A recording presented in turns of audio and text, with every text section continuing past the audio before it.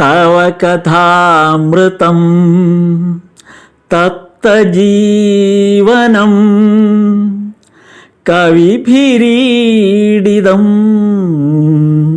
കൽമഷാപഹം ശ്രവണമംഗളം ശ്രീമദാതതം ഭുവി ഗൃണന്തി തേ ഭുരിദാ ജനാഃ ഭുവി ഗൃണന്തി തേ ഭുരിദാ ജനാഃ. സ്ഥാപകായ ച ധർമ്മസ്യ സർവധർമ്മസ്വരൂപിണേ അവതാരവരിഷ്ഠായ രാമകൃഷ്ണായ തേ നമഃ. ലജ്ജാപടാവൃതേ നിത്യം ശാരദേ ജ്ഞാനദായികേ പാപേഭ്യോ ന സദാ രക്ഷ കൃപാമയി നമോസ്തുതേ. നമഃ ശ്രീയതിരാജായ വിവേകാനന്ദസൂരയേ സച്ചിത് സുഖസ്വരൂപായ സ്വാമിനേ താപഹാരിണേ. ശ്രീരാമകൃഷ്ണ വചനാമൃതം വോള്യം 1 11-ാം ഭാഗം അധ്യായം 1 കഴിഞ്ഞ തവണ നമ്മൾ പരിശോധിച്ചത്. ഇന്ന് അധ്യായം 2, അതായത് ശ്രീരാമകൃഷ്ണദേവൻ്റെ പ്രേമോന്മാദവും രൂപദർശനവും എന്നാണ് അതിൻ്റെ സബ് ടൈറ്റിൽ കൊടുത്തിരിക്കുന്നത്. ഈ അധ്യായത്തിൽ ഏറ്റവും പ്രധാനപ്പെട്ട ഒരു കാര്യം ഭാവാവേശത്തെക്കുറിച്ച് ഭഗവാൻ വിവരിക്കുന്നതാണ്.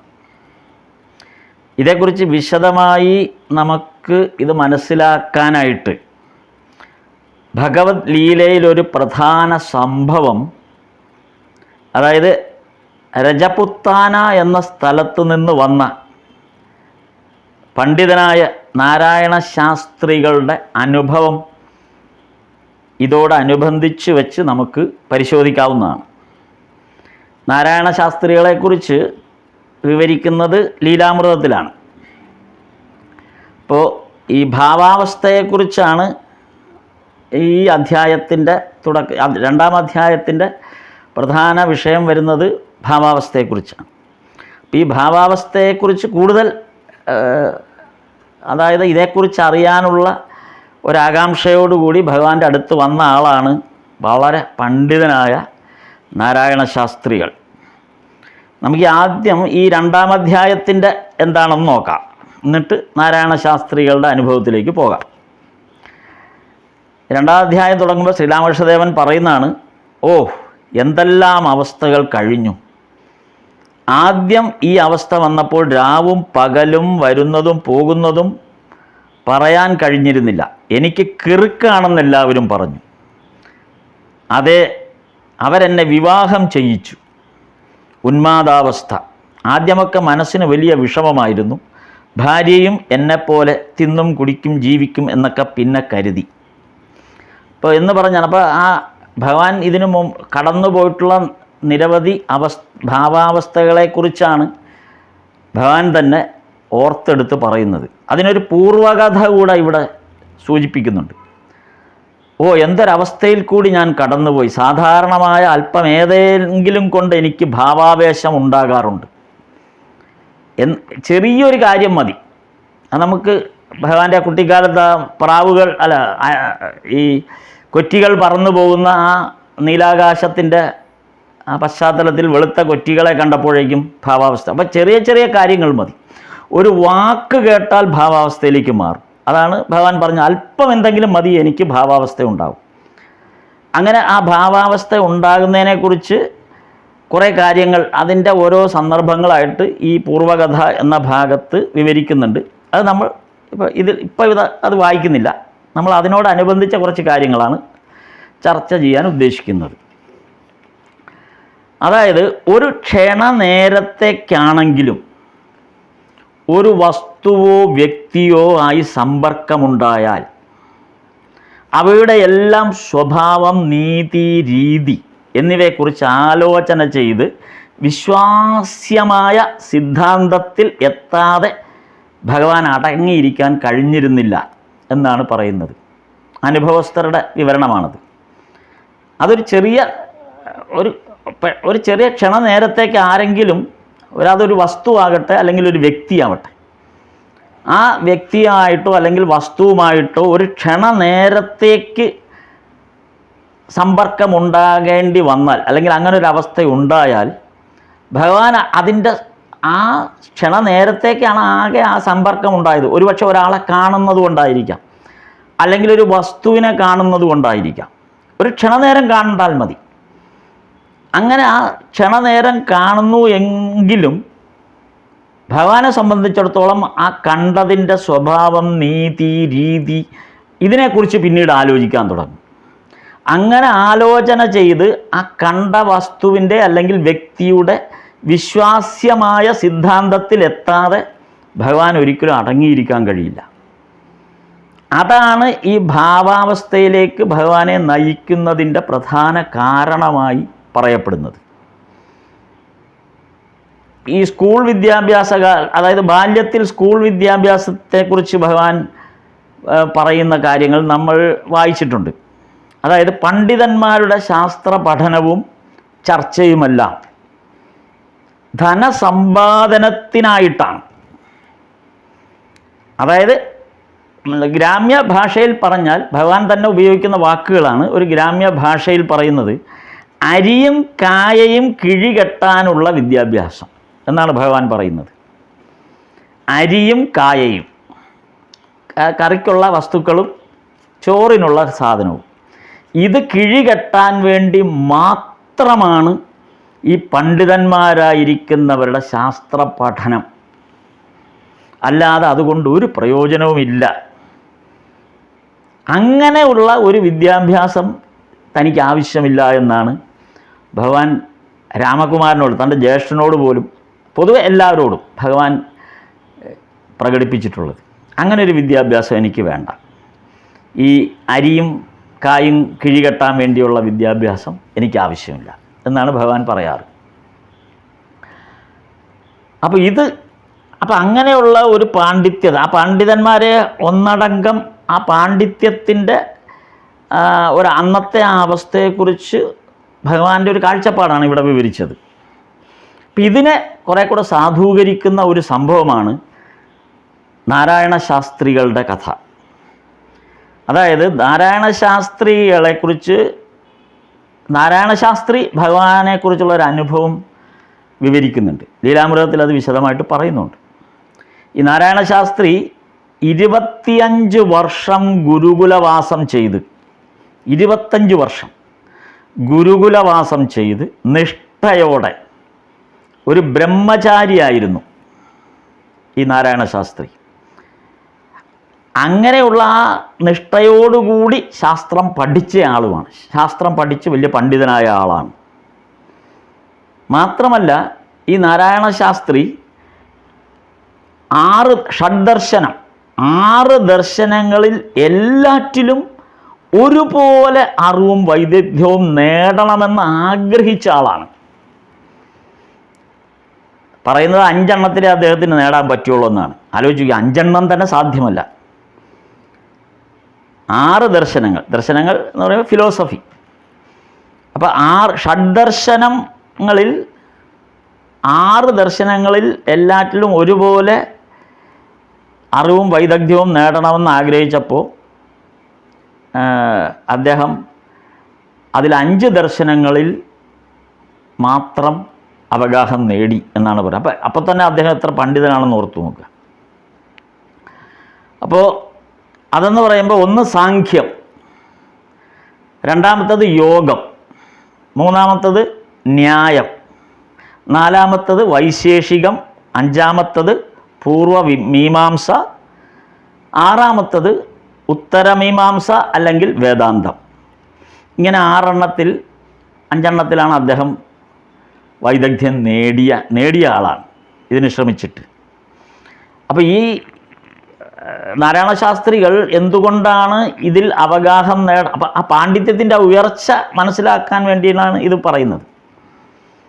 അപ്പോൾ എന്തിനാണ് ഇത്രയും ഈ ഷഡ്ദർശനങ്ങളെ എന്തിനാണ് നാരായണശാസ്ത്രികൾ ഉൾക്കൊള്ളുന്നത് അല്ലെങ്കിൽ അവഗാഹം നേടാൻ ശ്രമിച്ചത് എന്നുള്ളതിന് നാരായണശാസ്ത്രികളുടെ ഒരു വിശദീകരണം, ഇതെല്ലാം മഹാമുനിമാർ, നമ്മുടെ മഹാമുനിമാരാണ് ഇതെല്ലാം നമുക്ക് വേണ്ടി തന്നിട്ടുള്ളത്. അപ്പോൾ ഒരു ജീവിതകാലം കൊണ്ട് ഈ മഹാമുനിമാർ നൽകിയിട്ടുള്ള ഈ വിജ്ഞാനം അത് മുഴുവനും സ്വന്തമാക്കുക എന്നുള്ളതാണ്. എങ്കിൽ മാത്രമേ ഈ ജ്ഞാനം കൊണ്ട് അല്ലെങ്കിൽ ഈ ജന്മം കൊണ്ടൊരു പൂർത്തീകരണമുള്ളൂ എന്ന് നാരായണശാസ്ത്രി വിശ്വസിച്ചിരുന്നു. അപ്പോൾ അതിന് നാരായണശാസ്ത്രി തന്നെ അതിനെക്കുറിച്ചുള്ള വിശദീകരണം തരുന്നതാണ്. നമ്മുടെ പൂർവമീമാംസ എന്ന് പറയുന്ന ദർശനം അത് ജൈമിനി മഹർഷിയാണ് അത് തന്നിട്ടുള്ളത്. ന്യായം ഗൗതമ മഹർഷിയാണ് തന്നിട്ടുള്ളത്. വൈശേഷികം കണാദൻ എന്ന മഹർഷിയാണ് നമുക്ക് നൽകിയത്. സാഖ്യം കപിലനാണ് നൽകിയിട്ടുള്ളത്.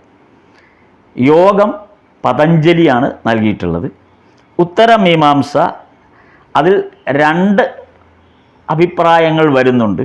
ഉത്തരമീമാംസയുടെ അത് ഉപജ്ഞാതാവ് എന്ന് പറയുന്നത് വ്യാസനാണ് എന്നും ശങ്കരൻ അത് വിശദീകരിച്ചിട്ടുണ്ടെന്നുമാണ് 2 തരം അഭിപ്രായം വന്നിട്ടുണ്ട്. എന്തായാലും അതേക്കുറിച്ചല്ല. അപ്പോൾ ഇത്രയും വലിയ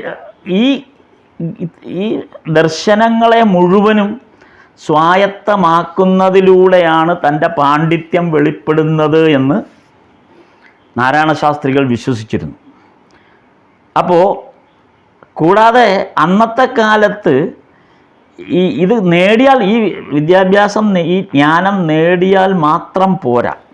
പണ്ഡിതനാണെന്ന് ഭാരതത്തിൽ ഒരു സർട്ടിഫിക്കറ്റ് കിട്ടണമെങ്കിൽ അന്നത്തെ കാലത്ത് നവദ്വീപിലെ ന്യായശാസ്ത്രജ്ഞന്മാരുടെ കീഴിൽ പഠിച്ച് ഒരു സ്ഥാനം കിട്ടണം.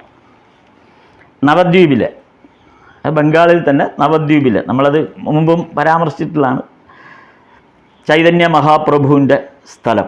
അപ്പോൾ അവിടെ ആ നവദ്വീപിലെ ന്യായശാസ്ത്രജ്ഞന്മാരുണ്ട്. അവരുടെ കീഴിൽ പഠിച്ച് ഒരു സ്ഥാനം കിട്ടുകയും വേണം. എങ്കിൽ മാത്രമേ പണ്ഡിതനാണ് എന്ന് അംഗീകരിക്കപ്പെടുകയുള്ളൂ. അതുകൊണ്ട് നാരായണശാസ്ത്രി ആലോചിച്ച് നോക്കണം, 7 വർഷമാണ് നവദ്വീപിൽ പോയി ന്യായം പഠിച്ചത്. 7 വർഷം. അപ്പോൾ 25 വർഷം ബ്രഹ്മചര്യം അനുഷ്ഠിച്ചുകൊണ്ട് ഈ ദർശനങ്ങൾ പഠിക്കുന്നു. അതിൽ തന്നെ ന്യായം പഠിക്കാൻ 7 വർഷം നവദ്വീപിൽ വരുന്നു, പോസ്റ്റ് ഗ്രാജുവേഷനൊക്കെ ചെയ്യുന്ന പോലെ. അങ്ങനെ ഇതെല്ലാം കഴിഞ്ഞിട്ട് അദ്ദേഹം സ്വദേശത്തേക്ക് മടങ്ങാൻ തീരുമാനിക്കുകയാണ്. ഈ സ്വദേശം എന്ന് പറയുന്നത് രജപുത്താന എന്ന സ്ഥലത്തു നിന്നാണ് അദ്ദേഹം ബംഗാളിൽ വന്നത്. ഈ നവദ്വീപിൽ വന്നത് രജപുത്താന എന്ന സ്ഥലത്താണ്. അപ്പോൾ ഈ രജപുത്താന എന്ന് പറയുമ്പോൾ അന്നത്തെ ഇതനുസരിച്ച് രാജസ്ഥാൻ, മധ്യപ്രദേശ്, ഗുജറാത്ത്, ഈ രാജസ്ഥാൻ, മധ്യപ്രദേശ്, ഗുജറാത്ത്, പിന്നെ പാകിസ്ഥാനിൽ ഉൾപ്പെട്ട സിന്ധ് പ്രദേശം, ഇതിൻ്റെ ഈ 4 സ്ഥലങ്ങൾ അയൽ സ്ഥലങ്ങളായി വരുന്നതാണ് രജപുത്താന. രജപുത്താനയുടെ അയൽ രാജ്യങ്ങൾ എന്ന് വേണേൽ അന്ന് പറയാം. അയൽ പ്രദേശങ്ങളാണ് രാജസ്ഥാനും മധ്യപ്രദേശും ഗുജറാത്തും പിന്നെ പാകിസ്ഥാനിലെ സിന്ധ് പ്രവിശ്യയും.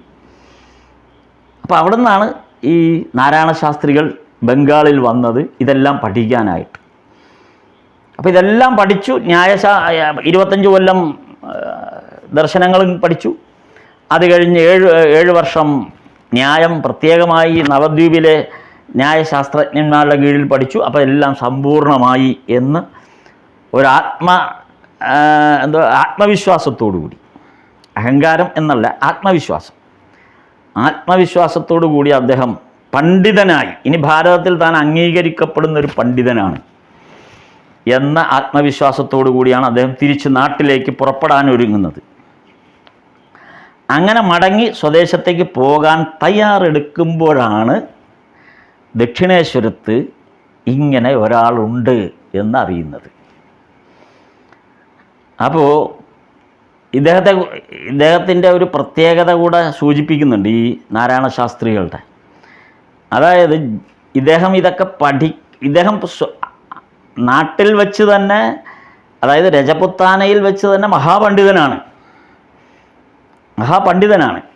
ഇവിടെ നവദ്വീപിൽ വരുന്നതിനൊക്കെ മുമ്പ് ഈ ദർശനങ്ങളൊക്കെ പഠിച്ച് മഹാപണ്ഡിതൻ എന്നുള്ള പേര് കേട്ട ആളാണ്. പക്ഷെ തൻ്റെ പാണ്ഡിത്യം പൂർണ്ണമല്ല എന്ന് തോന്നിയത് കൊണ്ടാണ് അദ്ദേഹം ഈ നവദ്വീപിൽ വരുന്നതും 7 വർഷം ചെലവിടുന്നതും. അപ്പോൾ ഇദ്ദേഹം നാട്ടിൽ ഈ ദർശനങ്ങളെല്ലാം പഠിച്ച് പണ്ഡിതനാണെന്നുള്ള പേര് കേട്ടപ്പോൾ ജയ്പൂർ രാജധാനിയിൽ സഭാ പണ്ഡിതനായിട്ട് ഇരിക്കാൻ വേണ്ടി അന്നത്തെ രാജാവ് ഇദ്ദേഹത്തെ ക്ഷണിച്ചു. തങ്ങളുടെ ജയ്പൂർ രാജാവിൻ്റെ സഭയിലെ പണ്ഡിത സഭയുടെ നേതൃത്വം വഹിക്കാനായിട്ട് ഈ നാരായണ ശാസ്ത്രികളെ ക്ഷണിച്ചു. എന്നാൽ തനിക്ക് വേണ്ട പോലെ ജ്ഞാനം നേടിയിട്ടില്ല എന്ന ഉത്തമ ബോധ്യം അദ്ദേഹത്തിനുണ്ടായതുകൊണ്ട് ആ സ്ഥാനം അദ്ദേഹം സ്വീകരിക്കാതെയാണ് ഈ നവദ്വീപിലേക്ക് വന്നത്. നോക്ക്, ഇന്നത്തെ കാലത്ത് എന്തെങ്കിലും ഒരു ചെറിയ കാര്യം മതി, ഏതെങ്കിലും സ്ഥാനമാനങ്ങൾ കിട്ടാനായിട്ട് ഒരു മടിയുമില്ല. തൻ്റെ അറിവിൻ്റെ അളവ് എത്രയാണെന്ന് സ്വയം ആരും തന്നെ പരിശോധിക്കാറില്ല. അല്ലെങ്കിൽ സ്വയം ഒരു ബോധത്തോടു കൂടിയുള്ള ഒരു സമീപനം അറിവിൻ്റെ കാര്യത്തിൽ ആർക്കും അത്ര വേണമെന്ന് നിർബന്ധമില്ല ഇന്നത്തെ കാലത്ത്. അതുകൊണ്ടാണ് നമ്മൾ പലപ്പോഴും പല ഇഷ്യൂസും ചുറ്റുപാടും നമ്മൾ കേൾക്കുന്നത്. അതൊക്കെ നമ്മൾ സ്വയം അതുകൊണ്ട് അത്തരം കാര്യങ്ങളെക്കുറിച്ച് സ്വയം ഒരു ബോധമുണ്ടാകാനാണ് ഇത്തരം പാഠങ്ങൾ നമ്മെ പഠിപ്പിക്കുന്നത്. അങ്ങനെയുള്ളൊരു പാരമ്പര്യം ഉണ്ടായിരുന്ന ഒരു നാടാണ് ഭാരതം. കാര്യം അറിവിൻ്റെയും ജ്ഞാനത്തിൻ്റെയും കാര്യത്തിൽ പൂർണ്ണ വിശ്വാസമുണ്ടെങ്കിൽ മാത്രം, സ്വയം പൂർണ്ണ വിശ്വാസമുണ്ടെങ്കിൽ മാത്രമേ തൻ്റെ അറിവിനെക്കുറിച്ച് മറ്റുള്ളവർക്ക് പറഞ്ഞു കൊടുക്കാനോ അല്ലെങ്കിൽ ഒരു ഗുരുസ്ഥാനീയനായിട്ട് ഇരിക്കാനോ ആരും സമ്മതിച്ചിരുന്നുള്ളൂ. അതല്ലാതെ സ്ഥാനമാനങ്ങൾ കൊണ്ടോ ധനം കൊണ്ടോ, ഈ ജയ്പൂർ രാജാവാണെങ്കിൽ സ്ഥാനമാനങ്ങൾ മാത്രമല്ല ധാരാളം ധനവും നൽകാൻ തയ്യാറാണ്. ഇതെല്ലാം വേണ്ടെന്ന് വെക്കുന്നത് തൻ്റെ പഠനം, ഈ ദർശനങ്ങൾ അദ്ദേഹം പഠിച്ചു കഴിഞ്ഞു. പക്ഷെ അതുകൊണ്ടും പൂർണ്ണമാകുന്നില്ല എന്ന തോന്നലാണ് ഉപരിപഠനം വേണ്ടി വരുന്നത്. അപ്പോൾ അതിനിടയിലാണ് ഈ കിട്ടുന്ന സ്ഥാനമാനങ്ങൾ വേണ്ടെന്ന് വെച്ചത്. അപ്പോൾ ആ വ്യക്തിയുടെ ഒരു വലിപ്പവും ആ വ്യക്തിയുടെ പാണ്ഡിത്യത്തിൻ്റെ അളവും മനസ്സിലാക്കാൻ വേണ്ടിയാണ് നമ്മൾ ഈ ഭാഗം പറയുന്നത്. അങ്ങനെയുള്ള ഒരാളാണ് നവദ്വീപിലെ തൻ്റെ 7 വർഷത്തെ ന്യായശാസ്ത്രത്തിലുള്ള പഠനം കഴിഞ്ഞ് മടങ്ങിപ്പോകുന്നതിനിടയിൽ കേട്ടതാണ് ദക്ഷിണേശ്വരത്തെ ശ്രീരാമകൃഷ്ണ പരമഹംസരെക്കുറിച്ചുള്ള വാർത്ത. അങ്ങനെ ദക്ഷിണേശ്വരത്തേക്ക് വരികയാണ് ഈ നാരായണ ശാസ്ത്രികൾ. ശ്രീരാമകൃഷ്ണദേവനെ ഒറ്റ നോട്ടത്തിൽ കണ്ടതോടുകൂടി തന്നെ നാരായണ ശാസ്ത്രികൾക്ക് ഉള്ളിലൊരു വലിയ ആകർഷണം അനുഭവപ്പെട്ടു. ഭഗവാനുമായിട്ട് കണ്ടുമുട്ടിയപ്പോഴാണ് ശാസ്ത്രി ഒരു കാര്യം മനസ്സിലാക്കിയത്. വേദാന്തമെല്ലാം പഠിച്ചിട്ടാണല്ലോ വരുന്നത്, ഭഗവാന്റെ അടുത്ത് വരുന്നത്. നാരായണ ശാസ്ത്രികൾക്ക് സ്വയമേ ഉള്ള ബോധമാണ്. കാര്യം വേദാന്തം മുഴുവൻ പഠിച്ചു, വേദാന്തം ഉൾപ്പെടെ ഉള്ള ദർശനങ്ങളെല്ലാം പഠിച്ചു, ന്യായശാസ്ത്രം മുഴുവൻ പഠിച്ചു. അങ്ങനെയാണ് താൻ വന്നിരിക്കുന്നത് ദക്ഷിണേശ്വരത്തേക്ക്. അതായത് വേദാന്തത്തിൽ പറയുന്ന, അഥവാ വേദാന്തത്തെ സംബന്ധിച്ച് സമ്പൂർണമായ അറിവ് നേടി എന്നുള്ള ഉത്തമ ബോധ്യത്തോടു കൂടിയാണ് നാരായണ ശാസ്ത്രി ദക്ഷിണേശ്വരത്ത് വരുന്നത്. മുൻകൂട്ടി ദക്ഷിണേശ്വരത്ത് വരുന്നതിന് മുൻകൂട്ടി ശ്രീരാമകൃഷ്ണദേവൻ്റെ ഒരു കാര്യവും നാരായണ ശാസ്ത്രിക്ക് അറിയില്ല. അപ്പോൾ വരുമ്പോൾ തന്നെ സ്വയം തൻ്റെ പാണ്ഡിത്യത്തെക്കുറിച്ച് ഉത്തമ വിശ്വാസത്തോടു കൂടിയാണ് ഇയാൾ വരുന്നത്. അഹംഭാവമല്ല, അത് പ്രത്യേകം ഓർക്കണം. അഹംഭാവത്തോടു കൂടിയല്ല അങ്ങനെ വരുന്ന ആൾക്കാരാണ്. അതല്ല, ഇത് അഹംഭാവമല്ല. അഹംഭാവം ഉണ്ടായിരുന്നെങ്കിൽ ജയ്പൂർ രാജാവിൻ്റെ ക്ഷണം സ്വീകരിച്ച് എപ്പോഴേ ആസ്ഥാന പണ്ഡിതനായേനെ.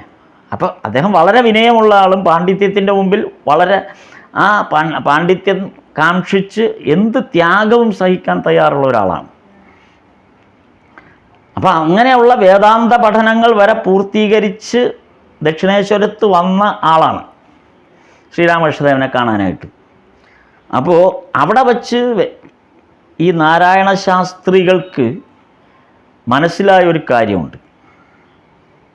അതായത് വേദാന്തത്തിൽ പറയുന്നത് പോലെ 7 തലങ്ങളിലാണ് മനസ്സ് ഉയർന്ന് അനുഭൂതി ദർശനം ഉണ്ടാകുന്നത്. 7 തലങ്ങളായിട്ട് താഴേന്ന് 7 1 2 3 അങ്ങനെ 7 തലങ്ങളായി ഉയർന്നു വന്നാണ് അനുഭൂതി ദർശനം ഉണ്ടാവുന്നത്. നാരായണ ശാസ്ത്രികൾ ഈ ദർശനം ഉണ്ടാകുന്നത് അനുഭവിച്ചിട്ടില്ല.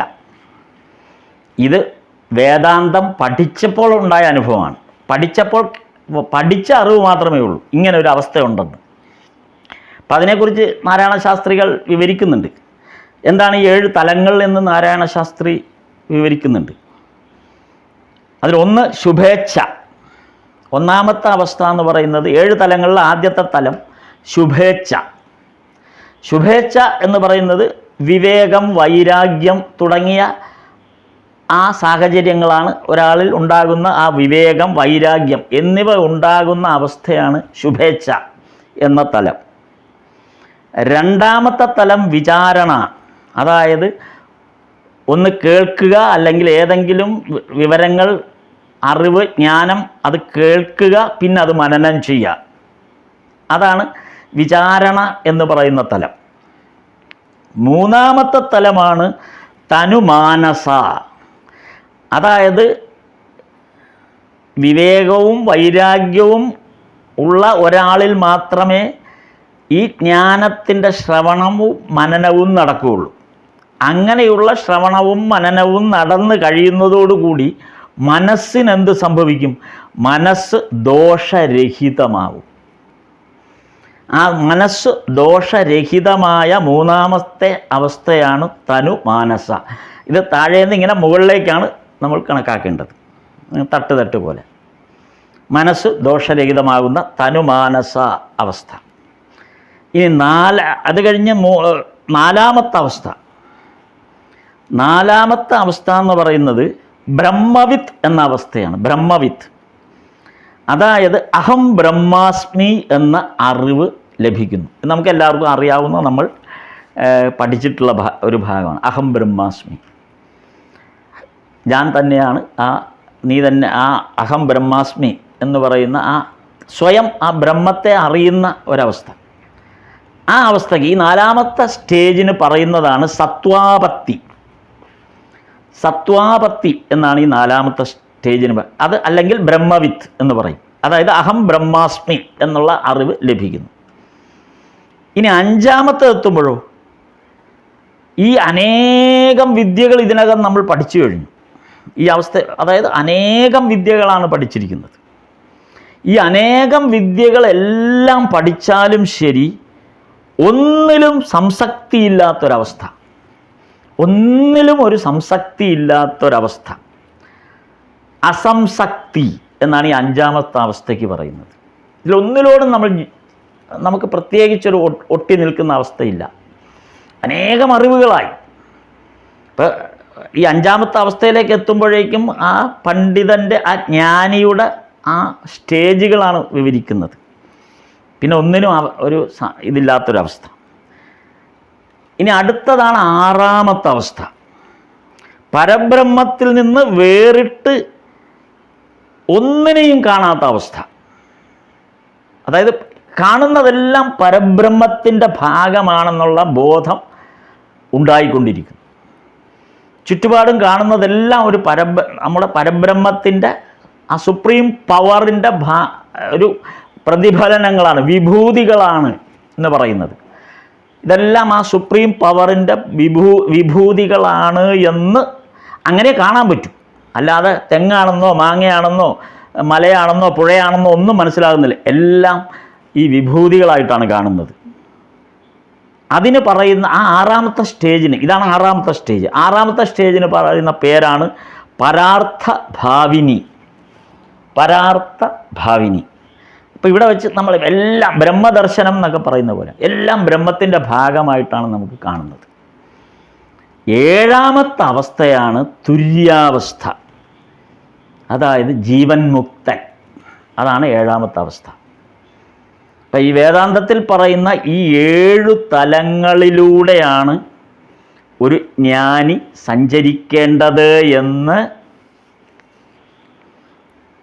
നാരായണ ശാസ്ത്രികൾ ഗ്രന്ഥത്തിലാണ് പഠിച്ചത്, അനുഭവതലത്തിലല്ല. ഇതിൽ പറഞ്ഞിരിക്കുന്ന 7 ഘടനയിലൂടെയും നാരായണ ശാസ്ത്രികൾ പോയിട്ടേയില്ല.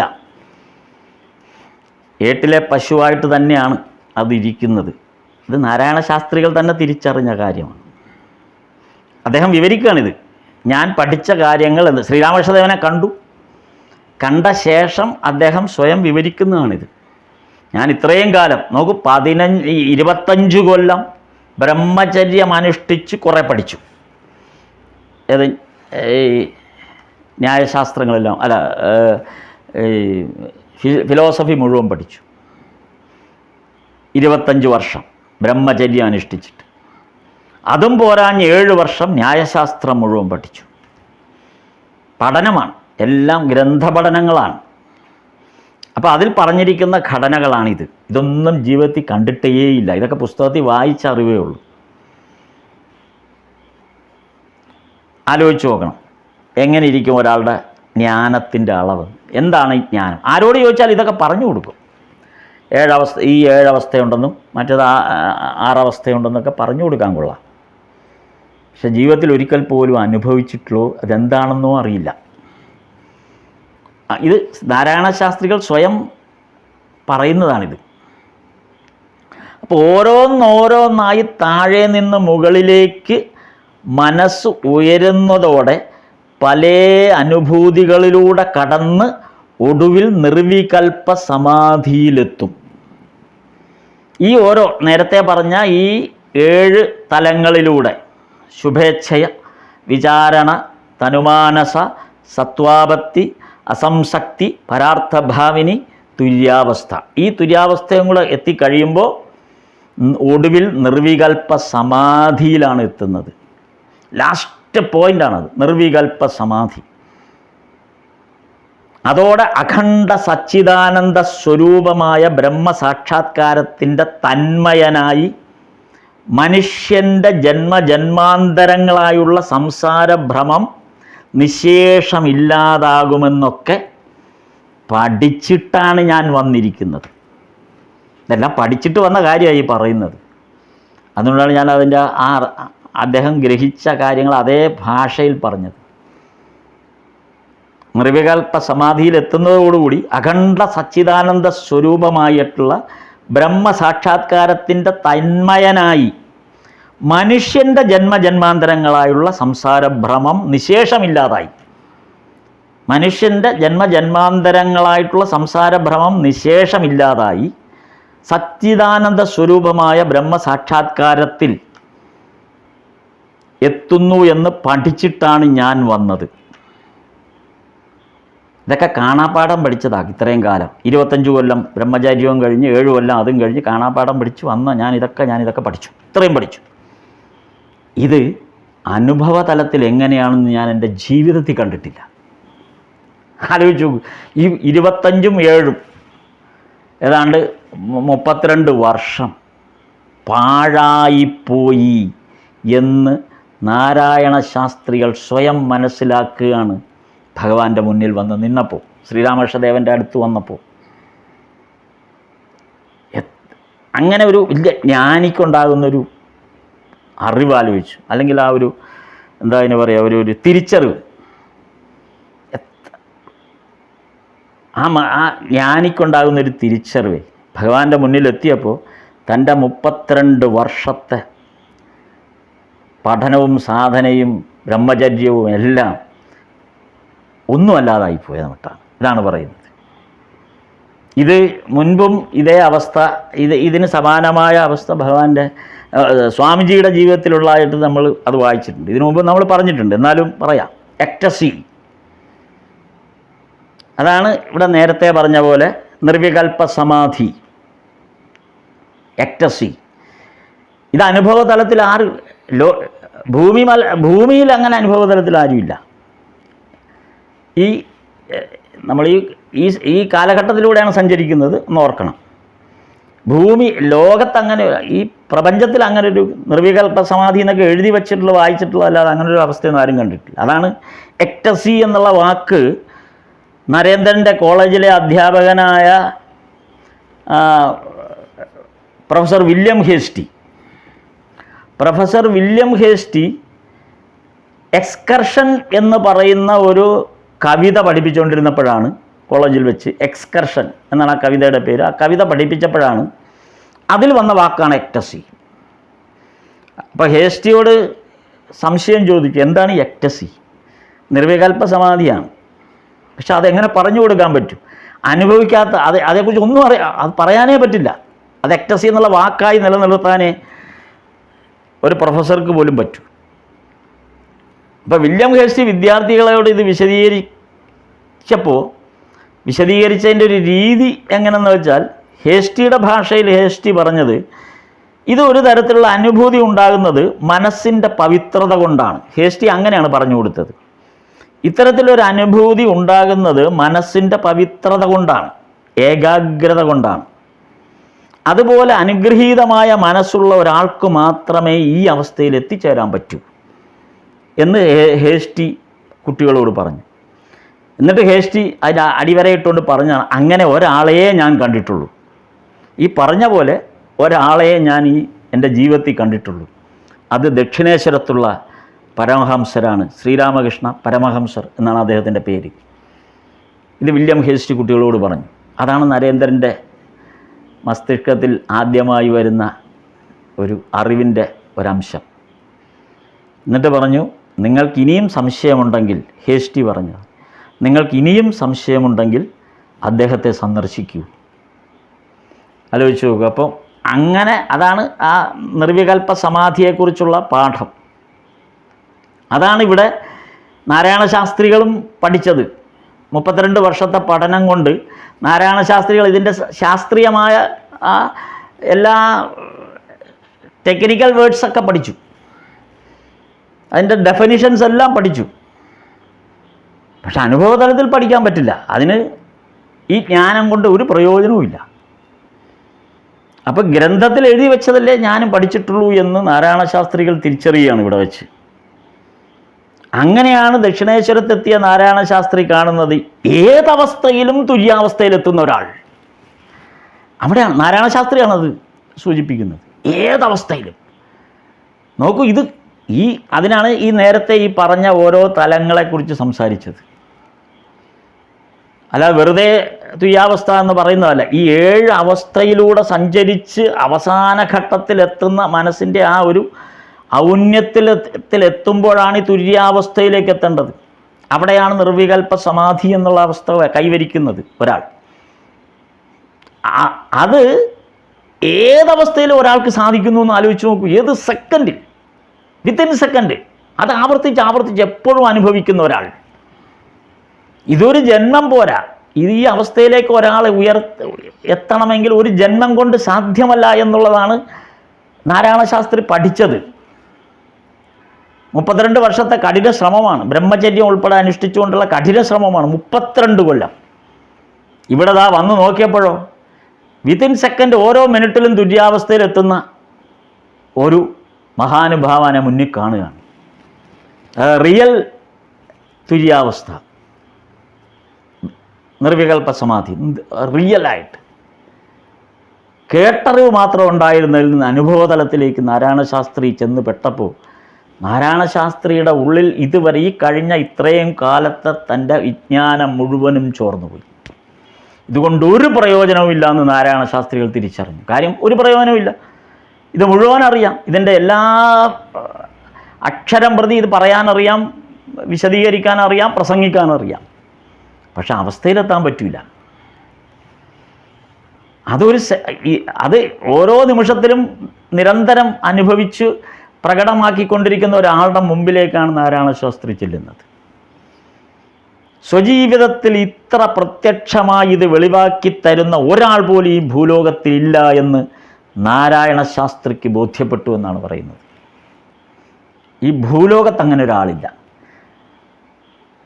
അപ്പോൾ ഈ സമാധി, അപരോക്ഷാനുഭൂതി എന്നിങ്ങനെയുള്ളതെല്ലാം നാരായണ ശാസ്ത്രികൾ ശ്രീരാമകൃഷ്ണദേവനെ വീക്ഷിച്ചപ്പോൾ, അദ്ദേഹത്തോടൊപ്പം നിന്നപ്പോൾ, അദ്ദേഹത്തെ സന്ദർശിച്ചപ്പോൾ, അദ്ദേഹത്തോട് സംസാരിച്ചപ്പോൾ നാരായണ ശാസ്ത്രികൾക്ക് മനസ്സിലായി സമാധിയും അപരോക്ഷാനുഭൂതിയും ഇങ്ങനെയുള്ള ഓരോ അവസ്ഥകൾ രാവും പകലുമെന്നില്ല. ഭഗവത് കഥ എപ്പോഴൊക്കെ പറയുമോ അപ്പോഴെല്ലാം ശ്രീരാമകൃഷ്ണദേവൻ ഈ തുര്യാവസ്ഥയിലെത്തും. ഭഗവത് നാമം ഉച്ചരിക്കുകയാണെങ്കിൽ അപ്പോഴേ ഭഗവാൻ അവിടെ എത്തിക്കഴിഞ്ഞു. ശ്രീരാമകൃഷ്ണദേവൻ തുര്യാവസ്ഥയിലേക്ക് പോയി കഴിഞ്ഞു. ഇത് നേരിട്ടിങ്ങനെ കാണാൻ പറ്റുകയാണ്. അവിശ്വസനീയമായിരുന്നു നാരായണ ശാസ്ത്രികൾക്ക്. ഈ ഭാഗം നമ്മളത് ഈ നാരായണ ശാസ്ത്രികൾ പഠിച്ചു വന്ന ആ അതുകൊണ്ടാണ് ആ ഘടനകൾ ഓരോന്നോരോന്നായിട്ട് നേരത്തെ എടുത്തു പറഞ്ഞത്. അപ്പോഴാണ് ഇതിൻ്റെ ആ ഔന്നത്യത്തിൽ, ഇതിൻ്റെ ആ ഗിരിമ എത്രത്തോളമാണ് എന്ന് നമുക്ക് ബോധ്യപ്പെടുന്ന അപ്പോഴാണ്. എന്നിട്ടാണ് നാരായണ ശാസ്ത്രികൾ ഇത് പറഞ്ഞത്. ഇതെല്ലാം ഭഗവാന്റെ ഒരു നാമം കേൾക്കുമ്പോഴൊക്കെ ഇതൊക്കെ സംഭവിക്കുകയാണ്. ആ നാമം കേൾക്കുമ്പോൾ ഉടനെ ഇത് സംഭവിക്കും. എത്ര തവണയും അത്രയും തവണയും തുര്യാവസ്ഥ സംഭവിക്കുന്നു. ഇതൊക്കെ ഒരു ജന്മാന്തരങ്ങൾ കൊണ്ടോ ഒരു ജന്മം കൊണ്ടും നേടാതെ തപസ്സനുഷ്ഠിച്ച് സന്യാസിമാരും മഹാമുനിമാരും ഒക്കെ ഇത് എഴുതി വെച്ച മഹാമുനിമാരുടെ അനുഭവത്തിൽ നിന്നാണ് നാരായണ ശാസ്ത്രികൾ ഇത് പറയുന്നത്. അതൊക്കെ ഒരു ജന്മം, എത്രയോ കാലം, ഒരു ജന്മം മുഴുവൻ അനുഷ്ഠിച്ച തപസ്സിൻ്റെ ഫലമായി കിട്ടുന്ന ഓരോ അവസ്ഥയാണ് നേരത്തെ ഓരോ മുനിമാരുടെയും നേരത്തെ പറഞ്ഞ കാര്യങ്ങൾ. ആ അവസ്ഥയിൽ ഓരോ മുനിമാരും അതിൻ്റെ വിവരണങ്ങൾ നൽകിയപ്പോൾ ഇവിടെ ഇതെല്ലാം കൂടി ഒരാളിൽ, അത് ഏത് സെക്കൻഡിൽ വേണമെങ്കിലും സംഭവിക്കും, എപ്പോൾ വേണമെങ്കിലും സംഭവിക്കാം, തുടരെ സംഭവിക്കാം. ഒറ്റ കാര്യം, ഭഗവത് നാമം കേൾക്കണമെന്ന് മാത്രം. അല്ലെങ്കിൽ ഭഗവത് സ്മരണ ഉണ്ടാകുന്ന എന്ത് കണ്ടാലും ഉടൻ തന്നെ സമാധിയിലേക്ക് എത്തുന്ന ഒരവസ്ഥ. പ്രാക്ടിക്കലാണ് നടന്നുകൊണ്ടിരിക്കുന്നത്. മറ്റേതെല്ലാം തിയറി മാത്രമായിരുന്നു. ഇതിവിടെ ഡെയിലി പ്രാക്ടിക്കലാണ്. അപ്പോൾ അങ്ങനെയുള്ള ഭഗവാന്റെ അടുത്ത് ഉണ്ടായിരുന്നവരെക്കുറിച്ച് നമ്മളൊന്ന് ആലോചിച്ച് നോക്കിയാൽ മതി. അന്ന് ആ ചുറ്റുപാടും ഭഗവാനോടൊപ്പം നിന്നവർ, നമ്മൾ ഓരോരുത്തരുടെയും ജീവിതകഥ മുഴുവൻ പഠിച്ചതാണ്. ഈ ഗൃഹസ്ഥാശ്രമ ഭക്തന്മാരാകട്ടെ, സന്യസ്ത ശിഷ്യന്മാരാകട്ടെ, എല്ലാവരെക്കുറിച്ചും നമ്മൾ നോക്കി. അവരെല്ലാം ഈ അവസ്ഥയുമായി അനുഭവിച്ച് കൂടെ നിൽക്കുന്നവരായിരുന്നു. നാരായണ ശാസ്ത്രി ദൂരെ നിന്ന് ഇത് പഠിക്കാൻ വന്നിട്ട് പെട്ടെന്ന് കണ്ടു എന്നുള്ളത് മാത്രമാണ്. പക്ഷെ അതിനകത്ത് ജീവിക്കുന്ന ആളുകൾ, അവരുടെ അവസ്ഥയൊന്ന് ആലോചിച്ച് നോക്കുക. അവരുടെ ആ വലിയൊരു പ്രഭാവലയത്തിനകത്ത് ജീവിക്കുന്ന അവരുടെ ഒരു അവസ്ഥ ആലോചിച്ചു. അങ്ങനെയുള്ള ഒരാളിൽ അങ്ങനെ ആ സന്തത സഹചാരികളായിരുന്നത് കൊണ്ടാണ് മഹേന്ദ്രനാഥ ഗുപ്തയ്ക്കൊക്കെ അത് മുഴുവനും മനഃപ്പാഠം പോലെ എഴുതാൻ പറ്റിയത് കാലങ്ങൾക്ക് ശേഷം. അത് കാണാതെ പഠിച്ചു വച്ചതോ അല്ലെങ്കിൽ എഴുതാൻ വേണ്ടി അത് ഓർമ്മിച്ചെടുത്തോ ഒന്നുമല്ല. അവർ പോലും തുര്യാവസ്ഥയിലേക്ക് മാറിക്കൊണ്ടിരിക്കുക. ഈ അത്യുന്നതമായ അവസ്ഥയിലേക്ക് ഇവരിലെല്ലാവരും മാറിക്കൊണ്ടിരിക്കുകയാണ്. അപ്പോൾ എന്നിട്ട് നാരായണ ശാസ്ത്രികൾ അവിടെ വന്ന് ദക്ഷിണേശ്വരത്ത് വന്നപ്പോൾ അദ്ദേഹം പറഞ്ഞ ഒരു വാക്ക്, അദ്ദേഹം ഒരു വാക്കേ പറഞ്ഞുള്ളൂ, എന്തൊരത്ഭുതമാണിതെന്ന്. ഇതെന്തൊരത്ഭുതമാണ് എന്നാണ് പറഞ്ഞത്. അപ്പം ശാസ്ത്രങ്ങളുടെ ലക്ഷ്യാർത്ഥം അറിഞ്ഞ് മനസ്സിലാക്കാൻ ഇതുപോലെ ഒരാളെ എവിടെ കിട്ടും? ഈ ഇത്രയും കാലം എവിടെയൊക്കെയോ പോയി പണ്ഡിതന്മാരുടെ അടുത്തും പല സ്ഥലങ്ങളിലും പോയി ജ്ഞാനം നേടാനുള്ള ശ്രമം നടത്തിയ നാരായണ ശാസ്ത്രികൾ പറയുകയാണ്, ഈ ശാസ്ത്രങ്ങളുടെ എല്ലാം ലക്ഷ്യാർത്ഥം അറിഞ്ഞ് മനസ്സിലാക്കാൻ ഇതുപോലൊരാളെ എവിടെ കിട്ടും? ഈ സത്സംഗം കൈവിട്ടു പോകല്ലേ എന്നാണ് നാരായണ ശാസ്ത്രികൾ അതോടെ പ്രാർത്ഥന തുടങ്ങിയത്. എങ്ങനെയെങ്കിലും ഇദ്ദേഹത്തിൽ നിന്ന് ബ്രഹ്മസാക്ഷാത്കാരം നേടിയെടുക്കണം. അടുത്തത് അതായി നാരായണ ശാസ്ത്രികളുടെ ലക്ഷ്യം. എങ്ങനെയെങ്കിലും ശ്രീരാമകൃഷ്ണദേവനിൽ നിന്ന് ബ്രഹ്മസാക്ഷാത്കാരം നേടിയെടുക്കണം.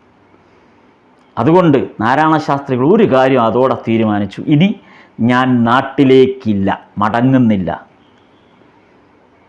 തൻ്റെ സ്വദേശമായ രജപുത്താനയിലേക്ക് ഇനി മടക്കമില്ല എന്ന് അവിടെ വച്ച് നാരായണ ശാസ്ത്രികൾ തീരുമാനമെടുക്കുകയാണ്. ഇനി ഒരിക്കലും തിരിച്ചു പോകുന്നില്ല. ഈ ജീവിതം അവസാനിക്കുന്നതിന് മുമ്പ് ജ്ഞാനം നേടാതെ മരിക്കാൻ ഇടവരുമോ എന്നുള്ള പേടി മാത്രമേ ഉള്ളൂ. കാര്യം യഥാർത്ഥ ജ്ഞാനം എന്താണെന്ന് ഇപ്പോഴാണ് കണ്ടത്. ഇനി ഇവിടെ നിന്ന് വേണം ഇനി തുടങ്ങാൻ. ഈ കഴിഞ്ഞ 32 വർഷത്തെ ബ്രഹ്മചര്യവും പഠനവും അനുഷ്ഠാനങ്ങളും ഒക്കെ വെറുതെ പോയി, വെള്ളത്തിൽ വരച്ച വര പോലെയായി. ഇനി വേണം ജ്ഞാനം നേടാൻ. ആ ജ്ഞാനം ഭഗവാന്റെ മുന്നിൽ നിന്ന് ആ ബ്രഹ്മസാക്ഷാത്കാരം നേടിയെടുക്കാൻ ഇനി അതിനു മുമ്പ് മരിക്കാൻ ഇടവരുമോ എന്നാണ് ഇപ്പോൾ പേടി നാരായണ ശാസ്ത്രികളുടെ.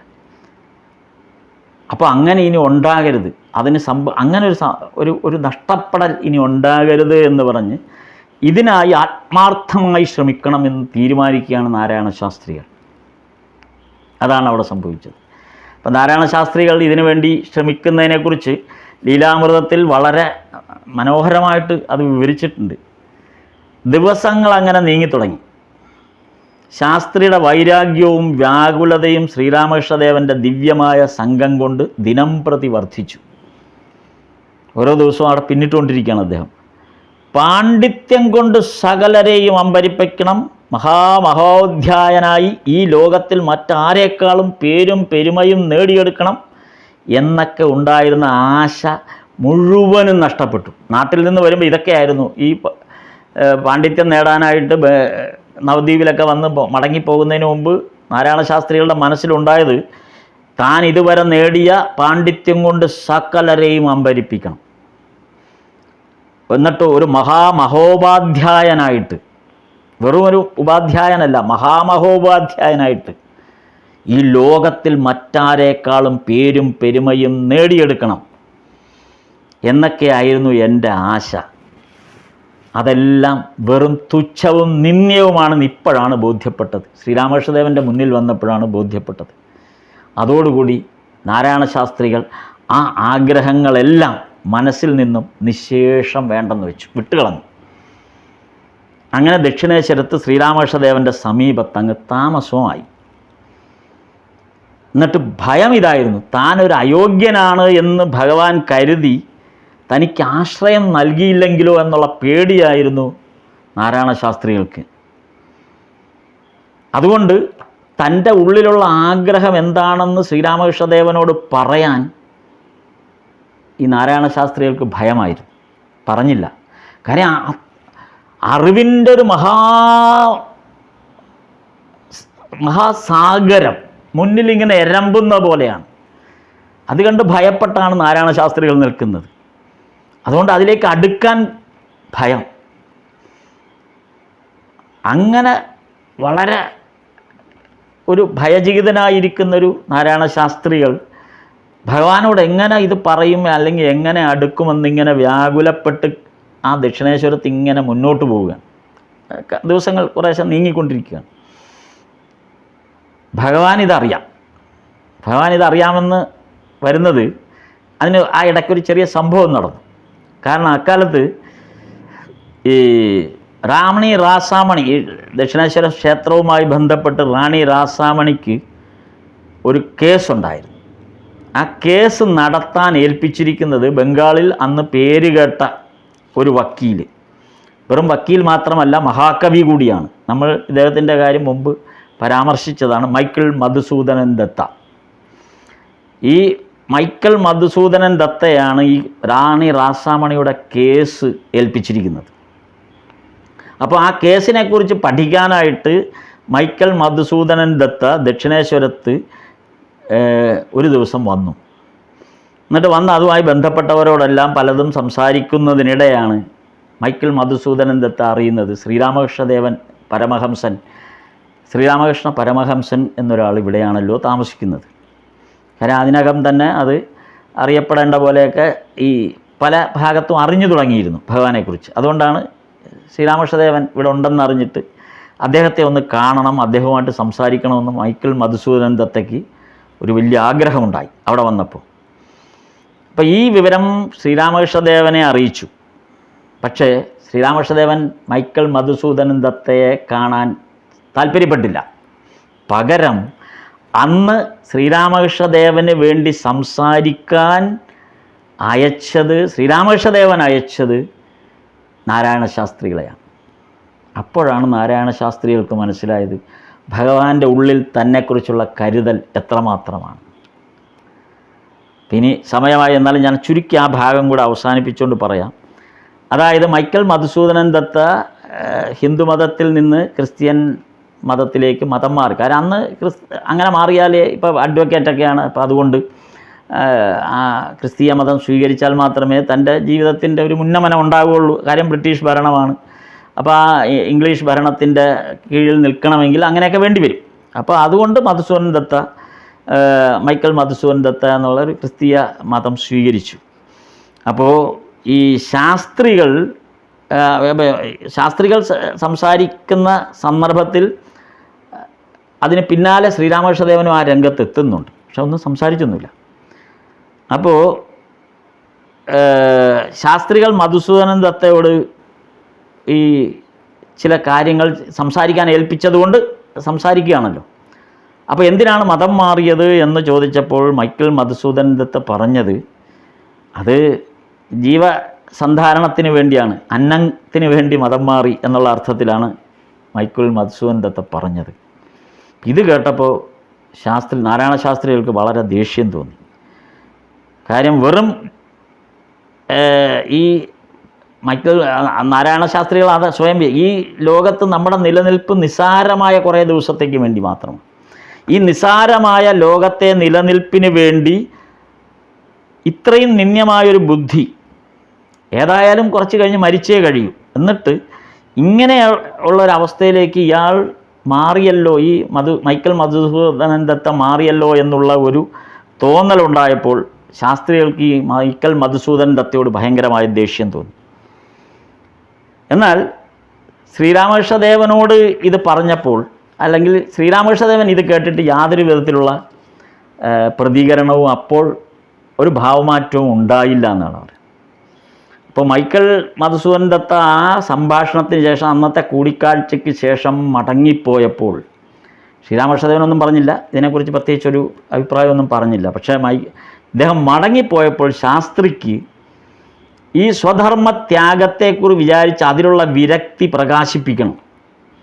അതായത് വയറ്റിപ്പിഴപ്പിന് വേണ്ടി സ്വമതം മാറുന്ന ആ അവസ്ഥയെക്കുറിച്ച് വല്ലാത്ത ഒരു അമർഷം, അങ്ങനെ ഒരാൾ ചെയ്യുന്നതിൻ്റെ അമർഷം നാരായണ ശാസ്ത്രികൾക്കുള്ളിൽ പതഞ്ഞങ്ങ് പൊന്തി. അതിന് അദ്ദേഹം ആ ദേഷ്യം മുഴുവൻ തീർത്തത് ഗുരുദേവൻ്റെ മുറിയുടെ കിഴക്ക് ഭാഗത്തുള്ള വാതിലിനടുത്ത് ചുമരിൽ ഒരു കരിക്കട്ട കൊണ്ട് വലിയ അക്ഷരത്തിൽ എഴുതി വച്ചു, വയറ്റിപ്പിഴപ്പിന് സ്വമതം മാറുന്നത് അതിനിന്ദ്യമായ ഒരു കർമ്മമാണ് എന്ന് എഴുതി വെച്ചു ഈ നാരായണ ശാസ്ത്രികൾ. അപ്പോൾ അത്തരം ഒരു ആ ഭഗവാനുമായിട്ടുള്ള ആ അടുപ്പത്തിൻ്റെ ചില ചിത്രങ്ങളാണ് ശാരദാനന്ദ സ്വാമികൾ ഇവിടെ അത് വിവരിച്ചിരിക്കുന്നത്. ഏതായാലും അറിഞ്ഞിടത്തോളം ശാസ്ത്രിയുടെ ജീവിതത്തിൻ്റെ ബാക്കി വിവരമൊന്നും, അതായത് ഗുരുദേവൻ ആരും സമീപത്തില്ലാതെ കണ്ടപ്പോൾ ശാസ്ത്രി അദ്ദേഹത്തെ ശരണം പ്രാപിച്ച് തൻ്റെ മനസ്സ് മുഴുവൻ തുറന്നു കാട്ടി എന്നൊക്കെയാണ് അവസാനം. സന്യാസ ദീക്ഷ നൽകണമെന്ന് പ്രാർത്ഥിച്ചു.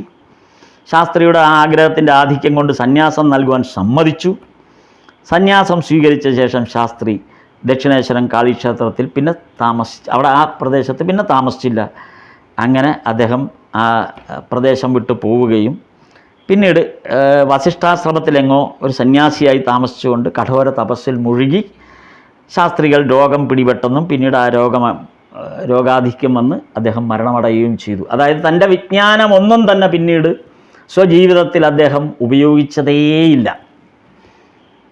ഭഗവാനെ കണ്ടതോടുകൂടി വിജ്ഞാനത്തിൻ്റെ ആ വലിയ ഭണ്ഡാകാരം മുഴുവൻ, ആ ഭാരം മുഴുവൻ ഇറക്കി വെച്ച് ഭഗവാൻ നൽകിയ സന്യാസവും സ്വീകരിച്ചുകൊണ്ട് വസിഷ്ഠാശ്രമത്തിൽ താമസിച്ച് പിന്നീട് രോഗാവസ്ഥ വന്ന് നാരായണ ശാസ്ത്രികൾ മരണമടഞ്ഞു.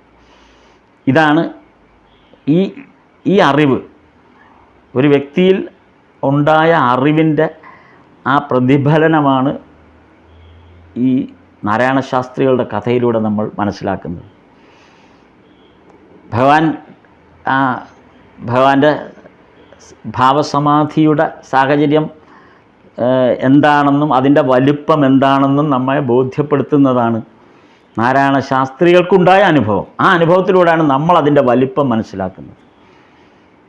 അല്ലെങ്കിൽ നമ്മളിത് വായിച്ചു പോകുമ്പോൾ ഭാവസമാധി ഭാവസമാധി ഭാവസമാധി നമ്മൾ വായിച്ചു പോകുമ്പോൾ ഏതോ ഒരു വല്ലാത്തൊരവസ്ഥ, ഒരബോധാവസ്ഥ എന്ന് മാത്രം ലളിതമായിട്ട് പലപ്പോഴും നമ്മുടെ ഉള്ളിൽ അതിൻ്റെ ഒരു തോന്നലുണ്ടായേക്കാം. അങ്ങനെയല്ല, ഈ പറഞ്ഞ ഓരോ അവസ്ഥയിൽ എങ്ങനെയാണ് ഈ അവസ്ഥ തുര്യാവസ്ഥയിലേക്ക് ഭഗവാൻ അടിക്കടി ഉണ്ടായിക്കൊണ്ടിരിക്കുന്നത് എന്നുള്ളതിൻ്റെ ആ വലിപ്പത്തെ പൂർണ്ണമായും നമ്മെ ബോധ്യപ്പെടുത്തുന്നതാണ് നാരായണ ശാസ്ത്രികളുടെ സാമീപ്യം. അങ്ങനെയുള്ള ആ ഭഗവത് അവസ്ഥയെ മനസ്സിൽ ധ്യാനിച്ചുകൊണ്ട് നമുക്കിന്ന് അവസാനിപ്പിക്കാം. സ്ഥാപകായ ച ധർമ്മസ്യ സർവധർമ്മസ്വരൂപിണേ അവതാരവരിഷ്ഠായ രാമകൃഷ്ണായ തേ നമഃ. നമസ്തേ നമസ്തേ നമസ്തേ.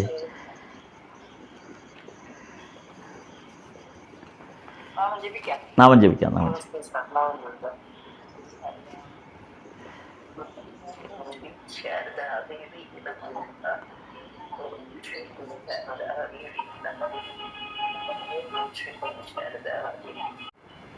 സ്ഥാപക